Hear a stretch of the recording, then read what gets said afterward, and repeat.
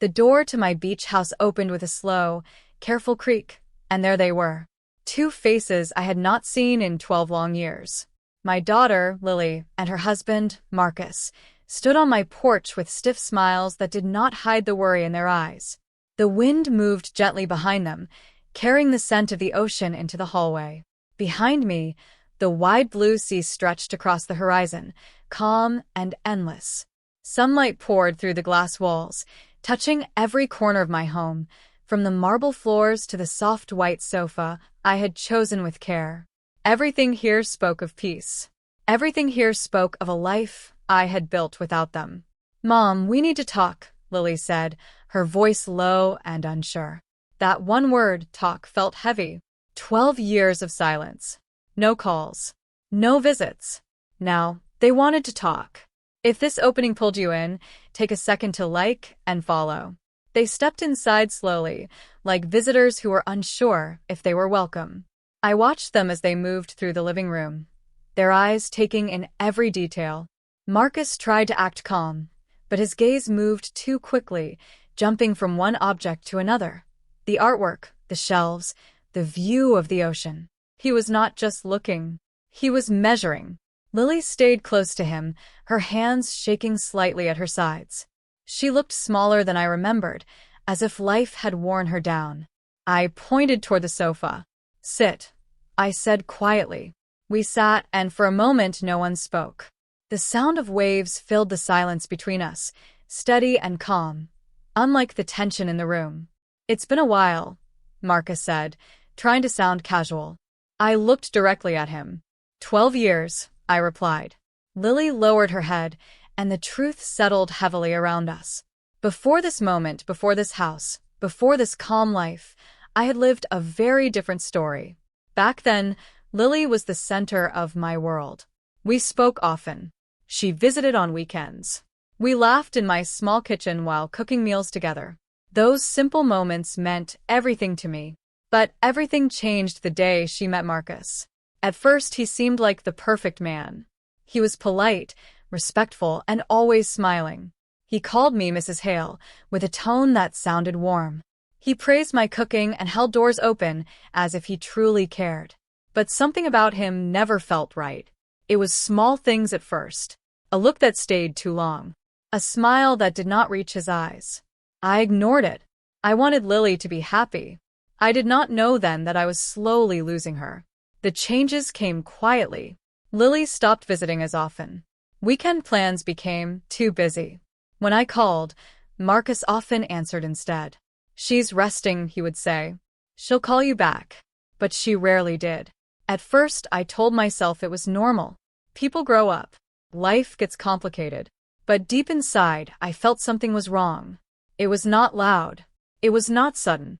It was slow, like a door closing inch by inch. I could feel the distance growing, but I did not know how to stop it. And each time I tried to reach out, something stood in the way. Something I could not see clearly back then. The first real pain came when Lily graduated. She had worked hard for years, and I had been there for every step of her journey. I waited for an invitation, checking my phone again and again. It never came. Later, she said, "Mom, we thought you had other plans." I smiled, but my heart broke quietly. Then came the baby shower. I found out about it from someone else. "Oh, it was just a small event," she said. Just small. That was what she called it. Each missed moment felt small to her, but to me, they were everything. Each one added another brick to the wall between us. And slowly, that wall became too high to climb. Holidays became the hardest part of my life.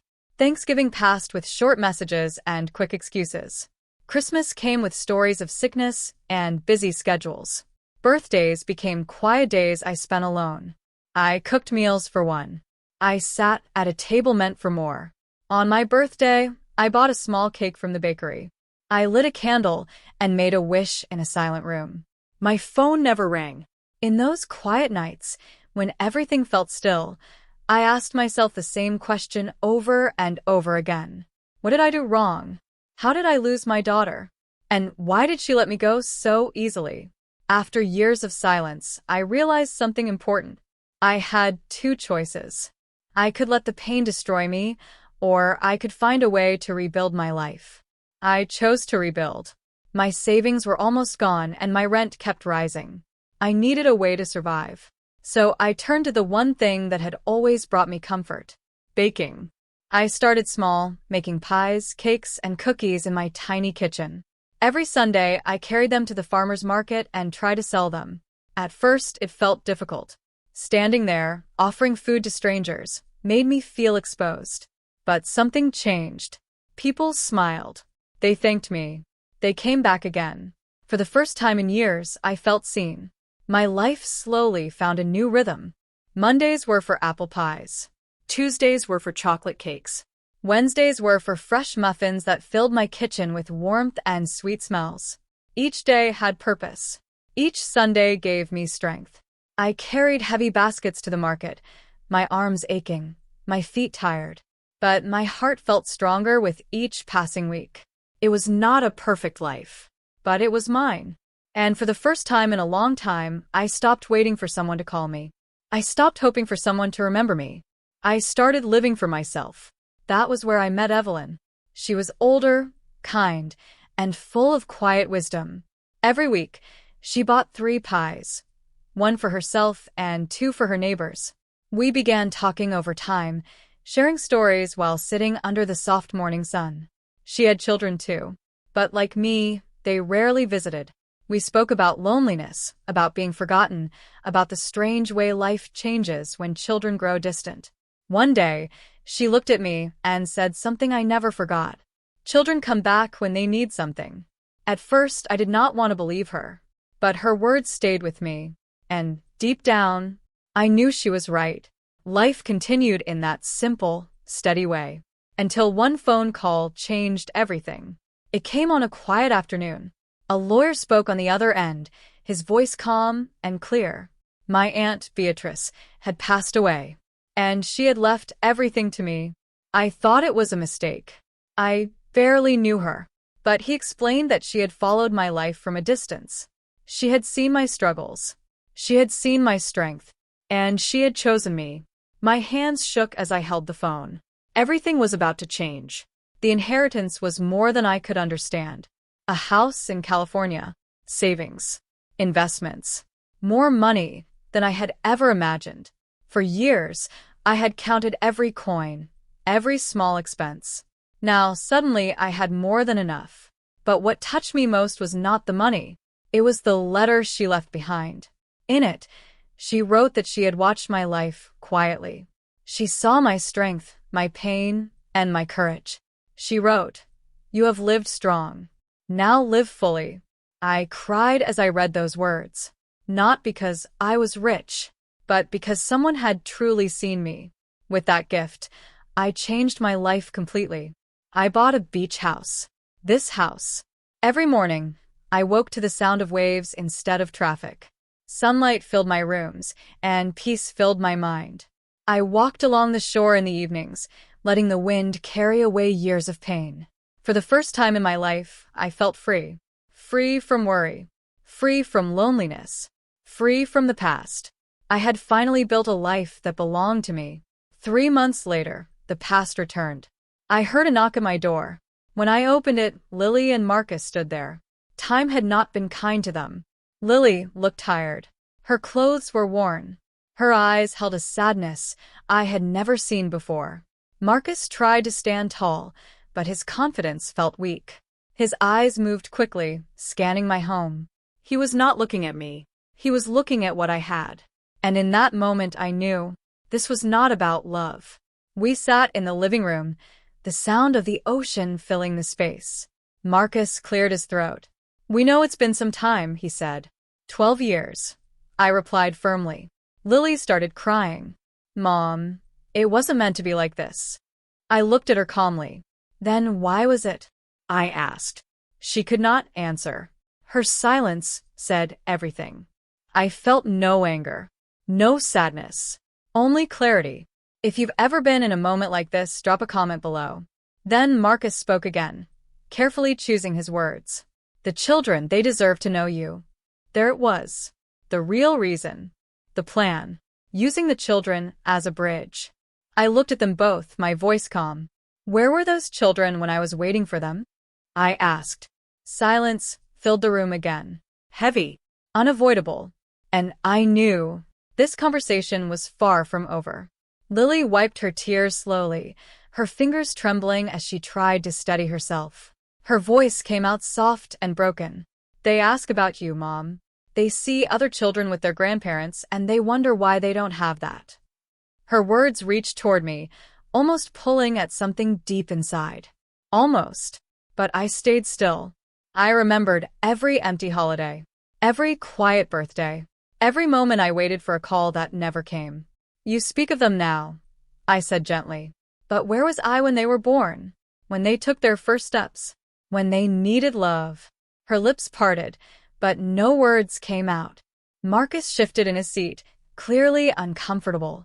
The past is the past, he said. We're here now. That should matter. I looked at him calmly. No, I replied.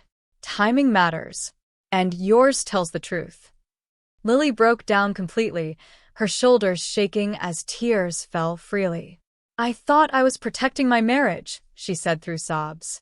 Marcus told me it was better this way, that distance would keep things peaceful. I slowly turned my eyes toward him. Of course he said that. Because control always hides behind words like peace. And you believed him?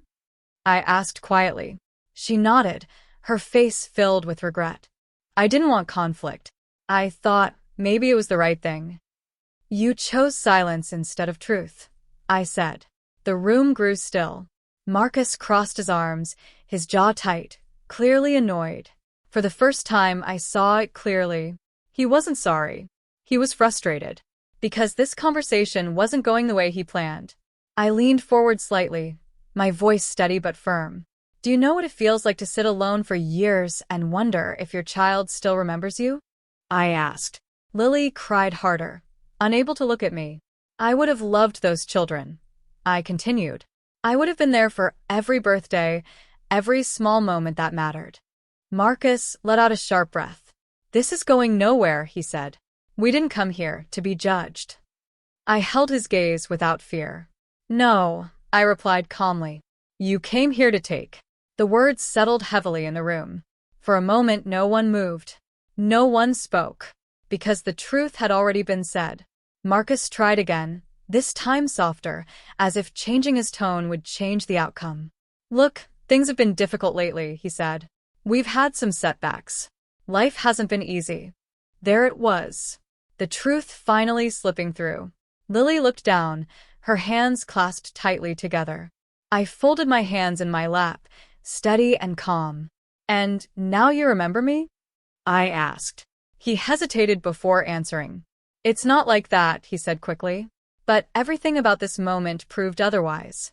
Every word, every look, every second of silence.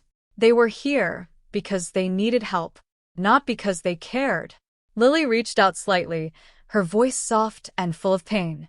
I know I don't deserve forgiveness, but please, Mom, I just want a chance to make things right. Her words hung in the air. For a brief second, something inside me softened. But then I remembered Evelyn's words. They come back when they need something. And clarity returned. Forgiveness is not the same as trust, I said gently. You lost that a long time ago. Marcus stood up suddenly, anger rising in his voice. This is ridiculous, he snapped. You're acting like we committed some unforgivable crime. I stayed seated. No, I said calmly. I'm finally seeing the truth. Marcus's frustration grew stronger. Families fight. People drift apart. That's normal, he said sharply. I looked at him without emotion. 12 years is not drifting, I replied. It's a decision. Lily flinched at my words. Marcus ignored her. We're here now trying to fix things, he continued. No, I said firmly. You're here because your life is falling apart. Silence filled the room again. Heavy, unavoidable. And this time, Marcus had no quick answer. For the first time, I saw something new in his eyes. Not confidence. Not control. Fear. I stood up slowly, my movements calm and steady. Marcus spoke quickly, trying to regain control. The right thing is to help family, he said. I met his gaze directly. The right thing, I said, is honesty. I paused for a moment, letting the silence settle. You didn't come here for love, I continued. His jaw tightened. You came here for money. The truth landed between us like a final answer. Lily cried quietly, her face hidden in her hands. Marcus said nothing, because there was nothing left to defend. I turned away from them and walked toward the glass doors. Outside, the sky glowed with soft shades of gold and orange as the sun began to set over the ocean. Peace was waiting just beyond those doors. You should leave, I said quietly. This home is not a place for manipulation. They did not move at first. Then Marcus let out a frustrated breath and walked toward the door. Lily followed slowly, her steps uncertain. She paused for a moment, as if she wanted to say something more. But she didn't. The door closed behind them, and the silence that followed felt different. It no longer felt empty. It felt like freedom. I poured myself a glass of wine and stepped outside onto the terrace. The breeze was cool and gentle against my skin. The sound of the waves filled the air, steady and calming. Later that evening, I called Evelyn. They came, didn't they? She asked. Yes, I replied. And what did they want? Money, I said simply. She sighed softly. And you? I chose peace. Days turned into weeks, and my life returned to its quiet rhythm. Then one evening, my phone lit up. A message from Lily. Mom, I'm in therapy. I'm learning about my mistakes. I know I hurt you. I don't expect forgiveness yet, but I hope one day I can earn it. I read her message slowly, taking in every word. There were no excuses, no pressure, no hidden request, just honesty. For the first time in years, her words felt real. But healing takes time, and some wounds cannot be rushed. I placed my phone down gently and stepped outside once more. The sun was setting, painting the sky with soft colors. The ocean stretched endlessly before me, calm and steady. And in that moment, I understood something clearly. Peace is not something you wait for. It is something you choose. Every single day. If this story touched you, take a moment to drop a comment, and subscribe. Because stories like this remind us of one simple truth. Family should be built on love, not convenience. And for the first time in years, I was not just free. I was whole.